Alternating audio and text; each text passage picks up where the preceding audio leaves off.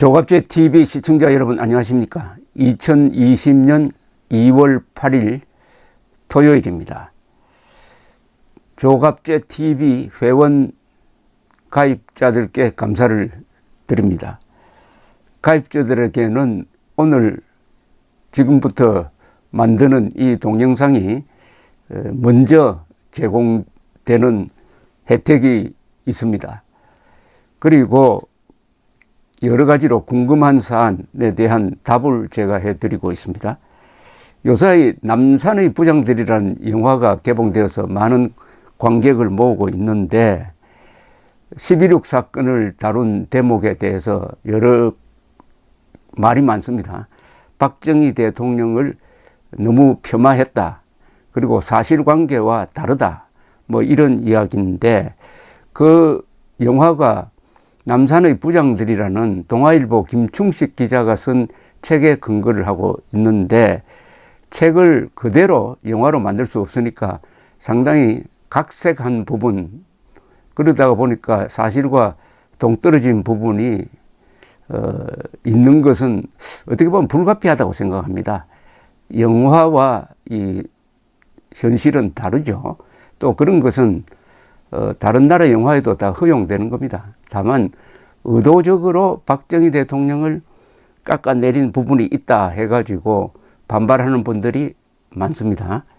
그것과는 별도로 제가 항상 문제가 제기되는 김재규, 박정희 그리고 11.6 사건이 나오면은 항상 의문과 그리고 추측이 난무합니다. 거기에 대해서 제가 답을 해드리려고 합니다. 저는 그 사건에 대해서 답을 해드릴 자격이 있습니다. 왜냐하면은 그 사건에 대해서 제가 아마도 우리나라 기자들 중에서 가장 깊게 취재를 했고 책을 여러 권 썼습니다. 최근에 쓴 책이 있습니다. 작년 10월 16일이 부마 사태 40주년이 되었습니다.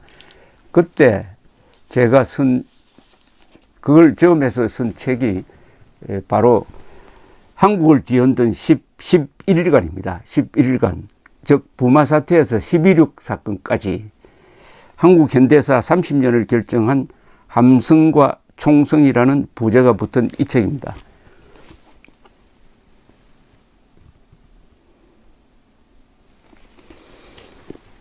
이 책은 상당히 두껍습니다. 450페이지가 넘습니다. 왜 제가 이 책을 썼느냐 하면은 제가 11.6 사건 나기 열흘 전에 있었던 부마 사태 때 부산에서 국제신문 사회부 기자를 했습니다. 그 부마 사태를 현장에서 취재를 했습니다. 10월 16일 부산 중심인 광복동 남포동에서 데모대들이 경찰의 작전차를 뒤엎고 불을 질러가지고 화염이 치솟는 그 현장에 있었습니다. 그때 저는 이게 큰 사건으로 이어지는 이 기폭제가 되겠구나 하는 느낌을 받았습니다. 그러나 그게 11.6 사건으로 터질지는 누구도 예상하지 못했죠. 10월 26일 저녁 7시 한 40분경 김재규가 박정희를 쏘았을 때 저는 또 부산에서 살인사건 현장을 취재를 하고 있었습니다. 그 다음날 새벽 10월 27일 새벽에 대통령 유고라는 소식이 경찰을 통해서 전해졌습니다. 그날 부산의 하늘은 맑았습니다. 그런데 저는 박정희 대통령 유고에 대한 이 시민들의 반응을 취재하기 위해서 여기저기 돌아다녔습니다. 그때 박정희 대통령에 대한 애석한 마음, 위대한 인물의 타계에 대한 복잡한 상념도 있었지만은 이제 한 시대가 가는구나. 18년의 권위주의 체제가 가는구나. 유신 체제가 끝나겠구나. 새로운 시대가 열리겠구나 하는 희망 또한 부풀어 있었습니다. 자, 이제 세월이 흘러가지고 왜 김재규가 쏘았느냐 이걸 따지는데 우선 한국 현대사 30년을 결정한 함성과 총성, 왜 제가 한국 현대사 30년을 결정한 사건이냐고 하느냐, 그렇게 명칭을 하느냐 하면 이런 뜻이 있습니다. 우선 박정희 대통령 18년을 끝냈습니다. 그리고 또 다른 12년을 열었습니다. 즉 12.6 사건 당일 아무도 모르던 인물이 등장합니다. 바로 전두환 국군보안사령관이었습니다. 이 사람이 계엄사 합동수사본부장으로서 수사를 지휘하면서 바로 2달 뒤에 12.12 사건을 일으켜서 병권을 장악하고 그 다음 해 5월에 광주 사태를 거치는 이런 소용돌이 속에서 대통령으로 올라갑니다.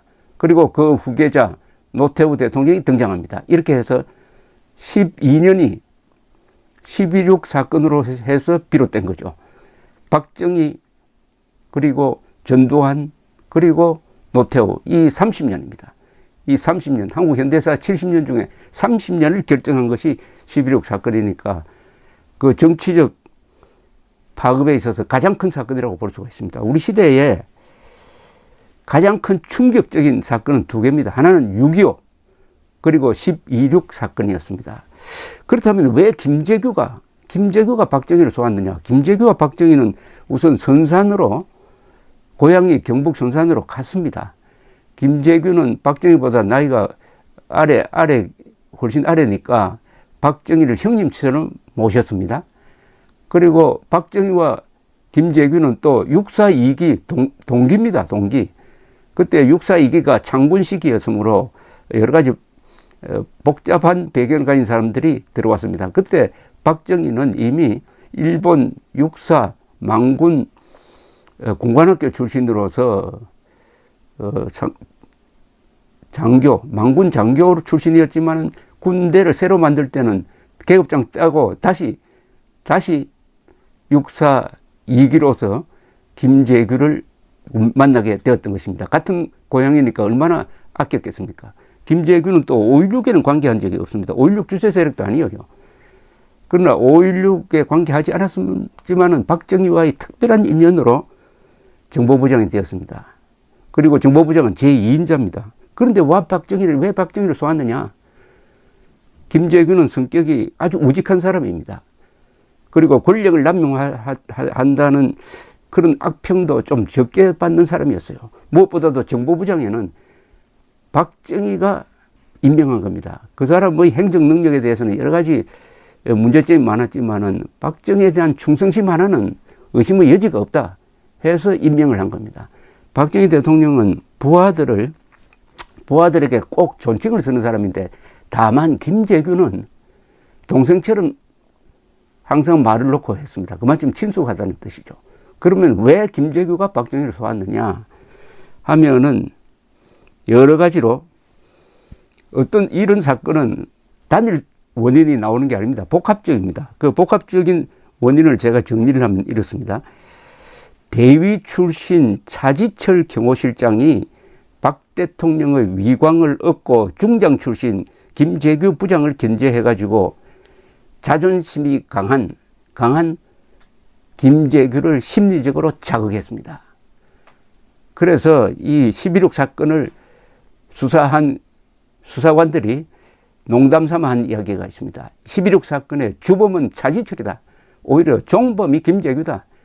이 사건의 원인을 제공한 사람이 차지철이라는 그런 평을 쓰기도 합니다. 두 번째는 이 경호실장과 정보부장의 갈등을 조정해야 할 사람이 당시에 비서실장인데, 김계원 비서실장, 육군 대장 출신입니다. 이분이 그런 역할을 하지 못하고 김재규 편에 섰습니다.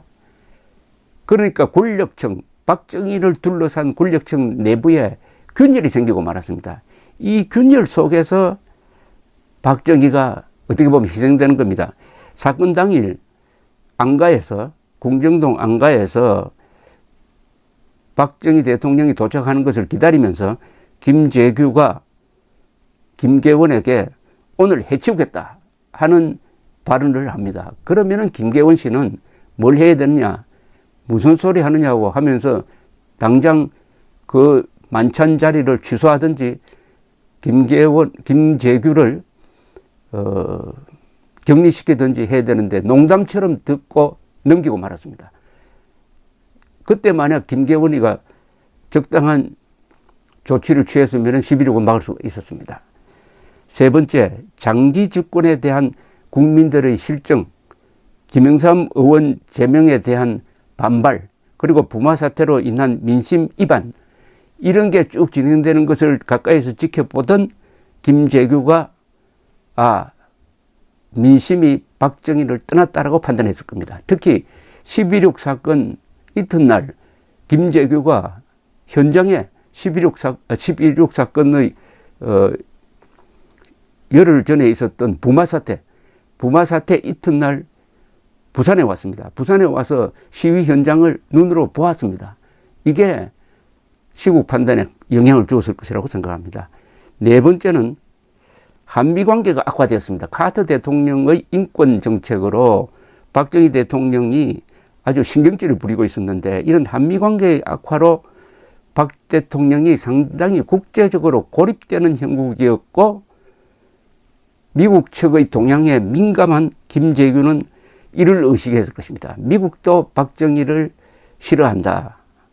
그러나 미국이 CIA가 김재규를 조종해가지고 박정희를 쏘았다고 하는 것은 완전히 낭설입니다. 낭설이고, 다만 그 배경이 되는 한미 관계의 악화가 김재규가 방아쇠를 당기는데 일정한 역할을 했을 것은 사실입니다. 또 당시에 글라이스틴 주한 미국 대사가 가끔 김재규를 만나서 시국에 관한 논의를 한 기록이 있습니다. 그 어디에도 김재규를 조종했다든지 하는 그런 거는 있을 수 없고, 김재규 또한 저질러 놓고는 미국에는 비밀에 붙여야 된다라고 신신당부하는 모습도 있습니다. 그 다음에 이게 아마 가장 큰 원인이 될 수도 있습니다. 뭐냐면은 부마 사태가 일어났으니까 이 수습책으로 김재규 정보부장을 교체할 것이라는 정보가 나돌았습니다. 후임은 김치열 법무장관이 올 것이다. 김재규도 그렇다면 자신이 거사를 할 수 있는 시간대가 얼마 남지 않았다 하는 강박관념이 있었을 것이라고 생각합니다. 그리고 건강입니다. 이 김재규는 우직하고 온순하지만은 화를 내면은 통제가 되지 않는 성격이 있었습니다. 그리고 간이 나빴어요. 간이 나빠서 경무를 감당할 수 없었습니다. 사형이 집행되기 전에 가족들에게 한 유언 중에서 내가 간이 나빠 자연사를 하더라도 7, 8년밖에 못 살 것이다. 후세 사람들에게 죽음의 시기를 잘 선택했다는 평가를 받고 싶다라는 말을 한 게 있습니다. 자, 그 직책에서 물러나면은 저격할 시간도 없습니다. 그리고 간이 나쁘다. 여기에 자지처리가 끼어가지고 자신을 화나게 만든다. 자존심이 상한다. 이게 복합적으로 되면은 돌발적 행동을 할 가능성이 많은 거죠. 그러니까 무엇보다도 10월 26일 궁정동 안가에서 있었던 그 저녁 자리가 이 사건을 불렀다고 볼 수 있습니다. 그 저녁에는 누가 왔느냐? 김재규, 그리고 김계원, 박정희, 차지철 네 사람에다가 심수봉, 노래 부른 심수봉, 신재순이라는 여성 6명이 그 자리에 있었습니다. 그런데 그 자리에 박정희 대통령이 그날 삽교천 방조제 준공식에 갔다 온 이야기를 하면서 기분 좋아하더니 갑자기 부마 사태 이야기를 꺼내면서 그 자리에서 김재규를 몰아붙이는데, 여기에 차지철이가 가세를 합니다. 차지철이가 말려야 될 입장인데, 그때 김재규는 울컥하는 거죠. 그래서 식사 중에 슬며시 나와가지고 옆에 있는 자기 집무실에 가서 권총을 차고 나오면서 두 부하를 부릅니다. 의정과장 박선호, 해병대 대령 출신, 그리고 이 비서라고 볼 수 있는 수행비서 박흥주 육군대령 출신, 육군대령이었습니다. 당시 현역. 두 사람을 불러서 오늘 해치운다라고 이야기를 합니다. 두 사람은 각하까지입니까? 라고 묻습니다. 그렇다고 합니다. 바로 범행 20분 내지 30분 전이었습니다. 차마 박정희를 속였느냐라고 생각했을지 모르지만 그때 중앙정보부의 엄격한 교육 때문에 두 사람은 따를 수밖에 없었습니다. 그리고 다시 만찬장으로 들어오는 거죠. 이게 바로 그때 아주 공교롭게도 이날 김재규는 정승화 육군 참모총장을 초대를 해가지고 그 옆집에서 식사를 같이 하게 돼 있었는데 갑자기 청와대에서 연락이 와가지고 대통령과 식사를 한다 해가지고 혼자 나오는 바람에 그 옆에 정승화 장군이 초대되어서 김재규를 대신한 김정석 차장보와 식사를 하고 있었습니다. 이게 또 다른 사건을 만듭니다. 그러니까 정승화 육군 참모총장이 김재규와 같은 경북 출신이고 하니까 이 암살에 가담한 거 아니냐, 쿠데타를 모의한 거 아니냐 하는 의심을 사게 됩니다. 이 의심이 전두환 그룹으로 하여금 정승화 장군을 밀어내고, 그러니까 연행해가지고 수사한다는 것이 무력 충돌로 번진 12.12 사건의 도화선이 되는 겁니다. 그렇지 않았으면은, 그런 의심을 받지 않았으면 정승화 계엄사령관이 실권을 잡았겠죠.